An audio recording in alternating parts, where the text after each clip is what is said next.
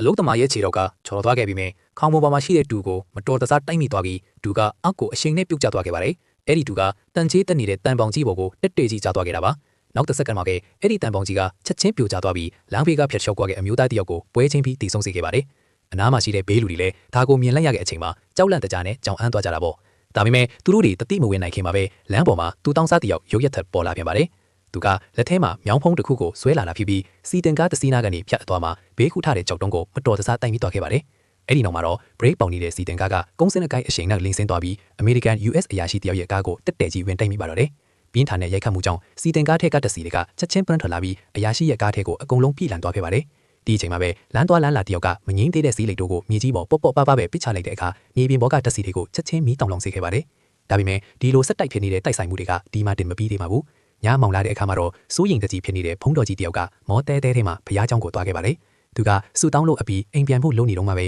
မတော်တဆမှုတစ်ခုရုတ်ရက်ထဖြစ်ခဲ့ပြန်ပါတယ်။မိုးချိုးကဘုရားကျောင်းကိုကွက်တိပစ်ချလိုက်ပြီးဟောင်းနှွမ်းပျက်စီးနေတဲ့မိုးချိုးလွဲတိုင်ကြီးကတက်တဲကြီးကျိုးကျသွားခဲ့ပါတယ်။နောက်တစ်စက္ကန့်မှာတော့နောက်ထပ်တိုက်ဆိုင်တဲ့မတော်တဆမှုတစ်ခုထပ်ဖြစ်လာပြန်ပါတယ်။ဒါပေမဲ့ဒီလိုဆက်တိုက်ထင်းနေတဲ့တိုက်ဆိုင်မှုတွေရဲ့နောက်ွယ်မှာတကယ်ပဲဘာတွေရှိနေတာလဲ။